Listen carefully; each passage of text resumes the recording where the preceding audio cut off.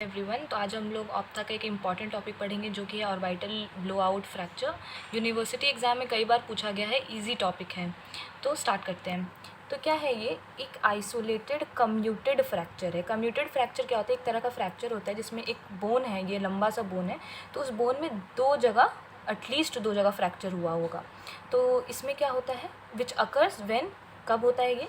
जब हमारा orbital wall जो होता है वो इनडायरेक्टली प्रेस हो जाता है। प्रेस कैसे हो सकता है? तो वो हम लोग आगे देखते हैं। पहले बोला गया है कि अगर ये ऑर्बिटल वॉल है तो उसका कुछ पार्ट्स होंगे। तो एक फ्लोर होता है, लैटरल वॉल, मीडियल वॉल होता है। तो ये ज़्यादातर ये फ्रैक्चर हम लोग को उसके फ्लोर में और उसके मीडियल वॉल में देखने को मिलता है। तो ईटियोलॉजी का बात करें, ईटियोलॉजी एज इन कॉज का बात करें तो क्या होता है? ट्रॉमा की वजह से हो सकता है।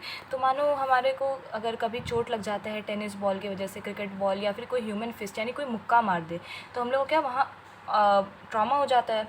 तो उसके वजह से क्या होता है? जो आई बॉल का होता है वो क्या होता है? बैकवर्ड डिस्प्लेसमेंट हो जाता है। देखो जैसे कि यहाँ फोर्स पड़ा, तो ये अगर आई बॉल है तो ये पीछे की तरफ चला जाएगा, ठीक है। और बोला है कि जैसे जैसे हमें फोर्स पड़ता है तो यहाँ अंदर जो इंट्रा ऑर्बिटल प्रेशर है वो क्या होता है? वो इंक्रीज़ होता है। इंक्रीज़ होने की वजह से वहाँ फ्रैक्चर होता है जो कि वीकेस्ट पॉइंट होता है। और वीकेस्ट पॉइंट हम लोग किसको बोलते हैं? मीडियल और फ्लोर को बोलते हैं, जो हमने ऊपर देखा है। देखो, ऑर्बिटल फ्लोर और medial wall, fracture occur at weakest point of the orbital wall. अब हम लोग देखेंगे क्लासिफिकेशन।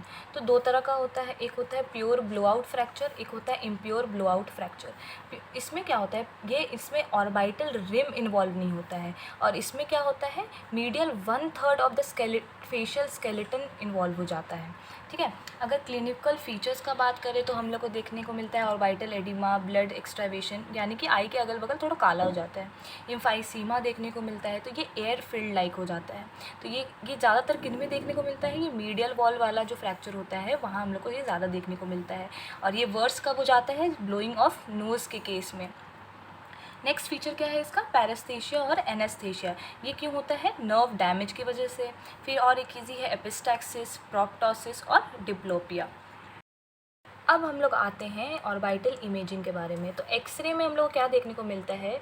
जो भी most useful in projection for detecting and, अगर ऑर्बिटल फ्लोर का फ्रैक्चर है तो ये एक्सरे करेंगे तो ये बहुत यूज़फुल हो जाएगा। कैसे? नोज, चिन या फिर वाटर व्यू में देखने को मिलता है। फिर एक हमारे पास है रोएंटन जेन फाइंडिंग, जिसमें हम लोग को फ्रेगमेंटेशन देखने को मिलता है, ऑर्बिटल फ्लोर का इरेगुलरिटी देखने को मिलता है, बोनी फ्रेगमेंट्स में डिप्रेशन देखने को मिलता है और ओपेसिटी देखने को मिलता है, ठीक है। उसके बाद हमारे पास है कंप्यूटराइज्ड टोमोग्राफी, स्कैनिंग और एमआरआई। तो इसमें क्या होगा? अगर हम लोग को अच्छे से विजुअलाइज करना होता है सॉफ्ट टिश्यू में क्या क्या प्रॉब्लम आएगा, तो लिखा हुआ है good to check detailed visualisation of soft tissues. या तो हम लोग को देखना है कि कितना एक्सटेंड तक फ्रैक्चर फैला है या कितना चीज़ें हर्निएट किया है उसमें, तो हम लोग एमआरआई और कंप्यूटराइज टोमोग्राफी से हम लोग कर पाते हैं। अब हम लोग आते हैं इंपॉर्टेंट और लास्ट पार्ट में, जो कि है मैनेजमेंट। तो मैनेजमेंट वही हम लोग जनरल मेजर्स, मेडिकल ट्रीटमेंट देखते हैं और सर्जिकल मैनेजमेंट देखते हैं। तो मेजर्स, जो बेसिक मेजर होता है उसमें हम लोग क्या बोलते हैं कि avoid nose blowing, systemic antibiotics देते हैं, फिर एनाल्जेसिक और एंटी इन्फ्लेमेटरी ड्रग देते हैं, कोल्ड कंप्रेसेस करते हैं, ठीक है। उसके बाद अगर हम बात करें सर्जिकल का, तो हम लोग ऑर्बिटोटोमी कराने को कहते हैं। ये आपका क्या होता है? 2 वीक फ्रैक्चर होने के बाद ही करना है और कुछ इंडिकेशन है, इन सारे केसेस में ही करो।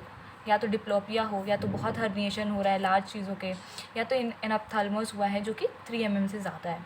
हमारा सर्जरी का एम क्या होता है कि क्या करो? जो भी बोनी डिफेक्ट हुआ है उसको परमानेंटली क्लोज कर दो, या तो फ्रैक्चर हुआ है तो कुछ टिश्यू मसल इंट्रैप्ट होंगे तो उनको हटाओ। तो ये छोटा सा टॉपिक था जो कि हम बुक से फॉलो किए हैं, कुछ अलग नहीं है। तो I hope you like the video. Thank you.